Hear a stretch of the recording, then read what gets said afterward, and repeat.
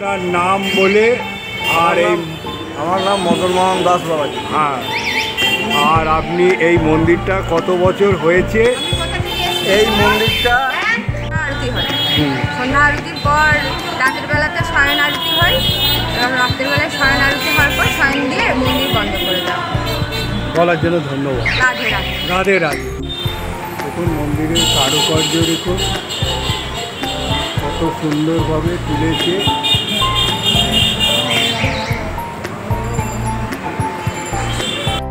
নমস্কার বন্ধু, আজ আমি নৈহাটি লোকালে করে 10:45 6 নম্বর থেকে এই নৈহাটি লোকাল ছেড়ে দিল।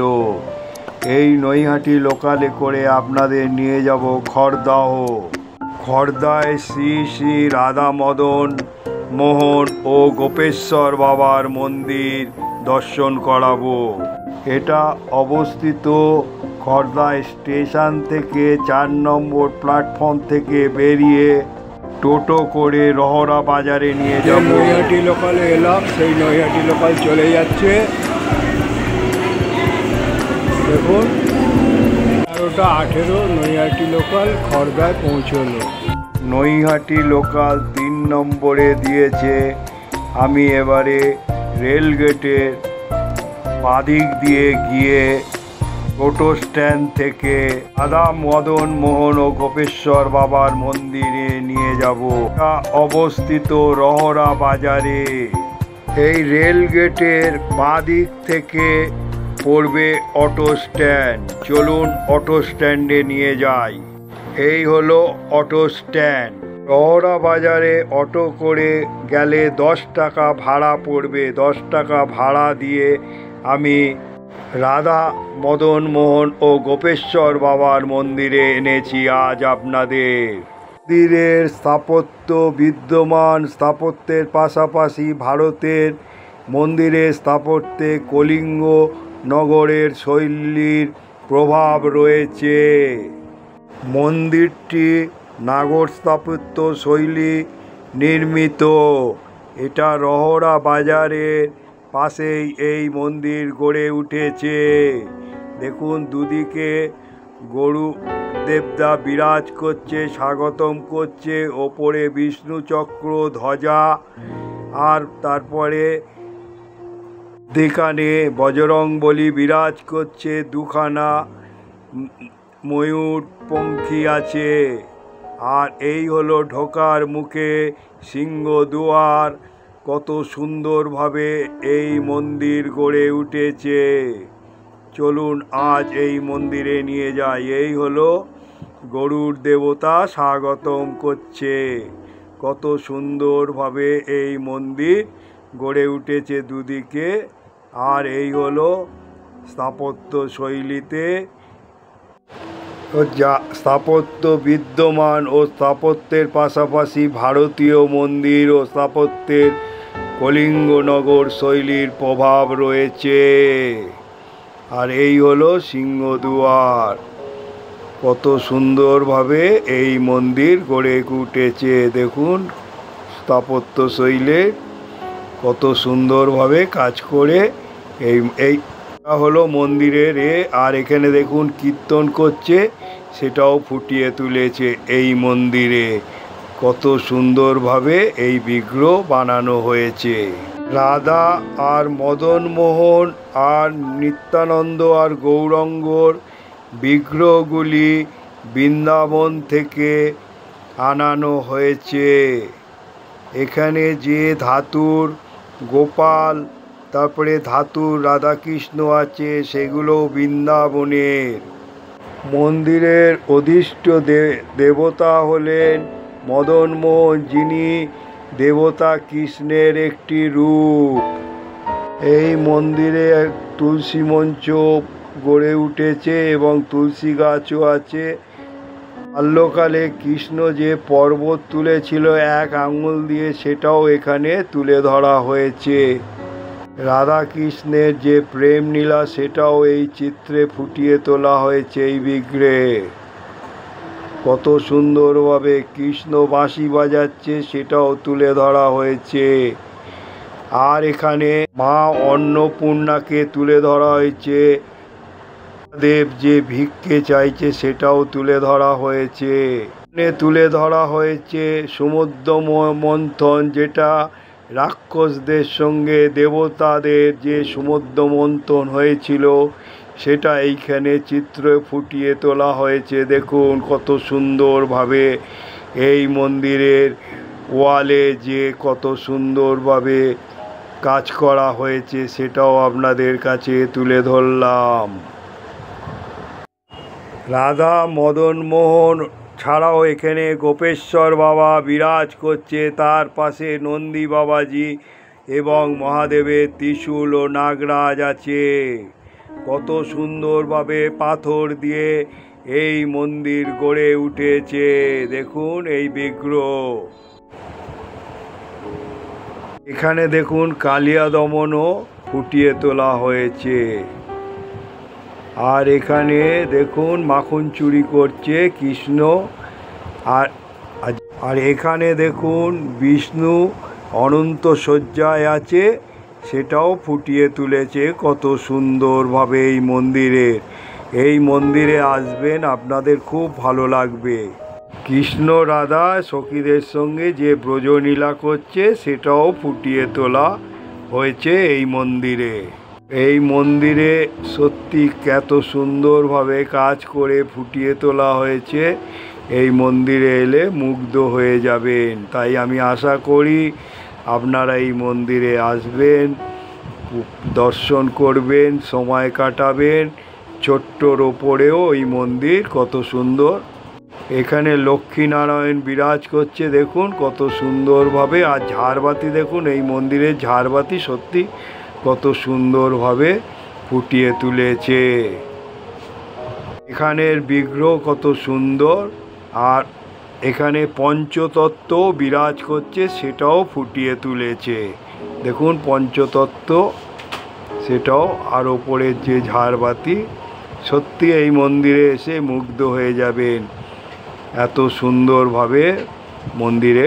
আর এই হচ্ছে শ্রী শ্রী রাধা মদন মোহন আর নিত্যানন্দ গৌরাঙ্গ বিরাজ করছে এই মন্দিরে বলে।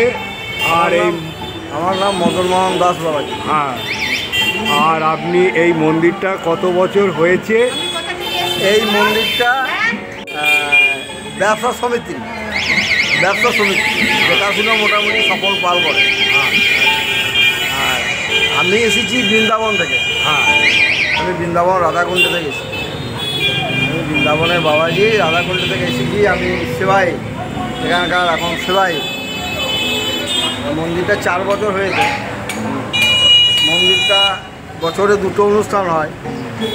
রথে উদ্বোধন হয়েছে, আর হোলিতে হয়, আর ছোটোখাটো অনুষ্ঠান হয়। আমাদের ভোগের ব্যবস্থা আছে। 230 টাকা। হ্যাঁ, যেদিন ভোগ নেবেন তার আগের দিনে ফোন করে জানাতে হবে। এখানে এসে রসিদ নিতে থাকে। আর কি বলবো, হ্যাঁ, এবং 2টোই বন্ধ হয়। হ্যাঁ। আর ওইদিকে 5টায় খোলে, রাত 10টায় বন্ধ হয়। তার মানে সকাল 6টায় খোলে, 5টায় খোলে, 5টায় খোলে, 2টোই বন্ধ। অনেকক্ষণ খোলা। আর বৈকাল 5টায় খোলে, 10টায় বন্ধ হয়। নিত্য এমনি ভোগের ব্যবস্থা আছে। আর এই মন্দিরে বিরাজ করছে রাধা কৃষ্ণ ছাড়াও নিতাও গৌর, তারপরে গোপাল আছে, নারায়ণ শিলা আছে। আর এখানে রাধা কৃষ্ণেরও ছোট ছোট ধাতুর মূর্তি, কোষ্ঠী পাথরে সেগুলোও আছে। আর এবং পাশে গোপেশ্বর বাবা আছে। আর পাশে হচ্ছে গোপেশ্বর বাবা বিরাজ করছে। এবং সব মূর্তিগুলোই বৃন্দাবন আনা। সব মূর্তিগুলো বৃন্দাবন থেকে তৈরি করে আনা হয়েছে। আর গোপেশ্বর বাবা বৃন্দাবনে, গোপেশ্বর বাবাও কোষ্ঠী পাথরে বৃন্দাবন থেকে। তার মানে এখানে যা যে বিগ্রহগুলো আনা হয়েছে বৃন্দাবন থেকে। নারায়ণ শিলা আনা হয়েছে নেপাল থেকে। আপনি ক বছর ধরে আছেন? শুরু থেকে আছি। 17 মন্দিরে প্রতিষ্ঠান 17 দিন পর এসেছে। আর এটা ব্যবসায়ী সমিতি করেছে। ব্যবসা সমিতি। আর এখানে সবচেয়ে সহজ উপায় হলো আসার এই আসার ট্রেন আছে আমরা এই খড়দহ স্টেশনে নেবে, রিক্সাতে টোটোতে এলে পরে অটোতে 10 টাকা ভাড়া চলে আসবে। আর এদিকে সোদপুর থেকে আসা হবে, সোদপুর থেকেও আসা যায়, মানে এ আছে, আবার বাসেও আসতে পারে আসা ধর্মতলা থেকে। ট্রেনে সবচেয়ে সহজ উপায় ট্রেনে। শিয়ালদাগামী ট্রেনে। শিয়ালদা গাড়িতে। আপনার নাম বলুন তার। রাধে রাধে। রাধে রাধে। আমি মায়াপুরে দীক্ষিত। হ্যাঁ, তো এখানে এসেছি প্রায় 2 বছর হয়ে গেল। মায়াপুরে কি ইস্কনের? ইস্কনের দীক্ষিত। এটা কি ইস্কনেরই? না, ইস্কনের নয়, ব্যবসা সমিতি এখানে। ব্যবসায়ী সমিতি। আমি ইস্কনের দীক্ষিত। ও, দীক্ষিত। এখানে সেবা কাজ করি, ভগবানের সিংহার যে দেখছেন এটা আমি করি। তারপর ভগবানের রান্না করি, ভোগ রান্না করি। ভোগ, নিত্য ভোগ। ভোগ রান্না করি। এটা সাজানো দেখছেন, এটাও আমি করি, সাজাই, সিঙ্গার করি। তো আমার 2 বছর হয়ে গেল এখানে আসা। চলছে এখন। সিঙ্গারটা কখন করে? সকালবেলা তো একদম আরতি হওয়ার পর 7টায় দর্শন আরতি হয়। আর এ তো যখন আমাদের রাধাকৃষ্ণ আছে এখানে নিত্যভোগ দিতেই হবে, মানে নিত্যভোগ দিতেই হবে রাধাকৃষ্ণ। 4 বার সেবা দেওয়া হয়। হ্যাঁ, ভগবানের 4 বার সেবা দেওয়া। আচ্ছা, এই সন্ধে মঙ্গল আরতি হয়। হ্যাঁ, ভোরবেলায় 5টার সময় মঙ্গল আরতি হয়। হ্যাঁ। ফের 7টার সময় সিঙ্গার করে 7টায় দর্শন আরতি হয়। তারপরে দুপুরে ভোগ আরতি হয়। আর সন্ধ্যেবেলায় শয়ন আরতি হয়ে ভগবানকে শয়ন দিয়ে তারপরে সন্ধ্যেবেলা কি শীতল ভোগ দেন না? সন্ধ্যেবেলায় আরতি হয় 7টায়, সন্ধ্যা আরতি। ফলডালা আরতি হয়। সন্ধ্যা আরতির পর রাতের বেলাতে শয়ন আরতি হয়। রাতের বেলায় শয়ন আরতি হওয়ার পর শয়ন দিয়ে মন্দির বন্ধ করে দেওয়া। বলার জন্য ধন্যবাদ। রাধে রাধে। রাধে রাধে। এখন এখানে রাধাকৃষ্ণ ছাড়াও গোপেশ্বর বাবা বিরাজ করছে এই মন্দিরে। এখানে দেখুন ভক্ত এসে কত এভাবে নমস্কার করছে রাধাজি আর মদন মোহনজিকে আর নিত্যানন্দ গৌরাঙ্গকে, সেটাও আপনাদের কাছে তুলে ধরলাম। মন্দিরে ভক্ত প্রার্থনা করছে, দেখুন কত সুন্দরভাবে রাধামোহনের কাছে দেখুন ভক্ত।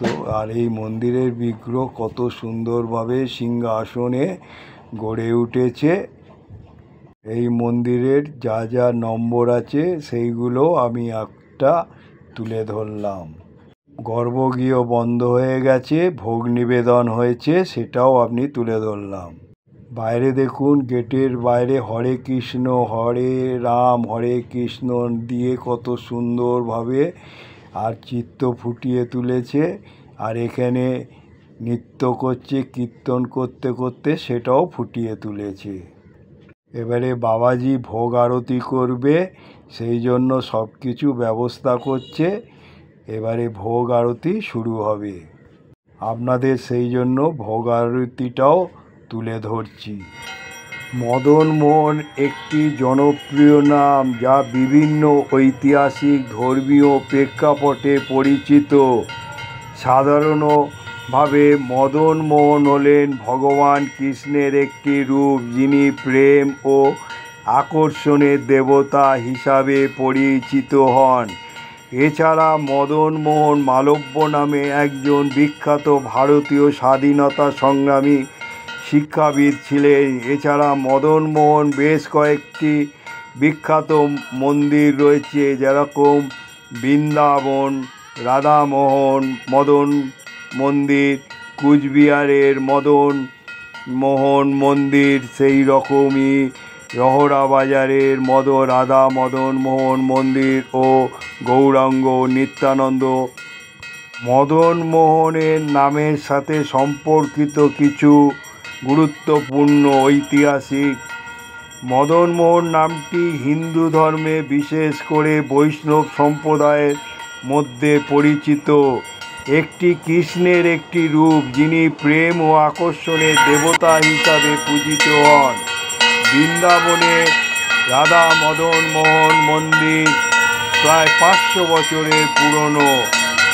আর কুচবিহারেও একটি গুরুত্বপূর্ণ রাজা নৃপেন্দ্রনারায়ণ নির্মাণ করেন। এখানের আরতি দেখুন কত সুন্দরভাবে এইখানে আরতি হচ্ছে, সেটা আপনাদের কাছে তুলে ধরছি।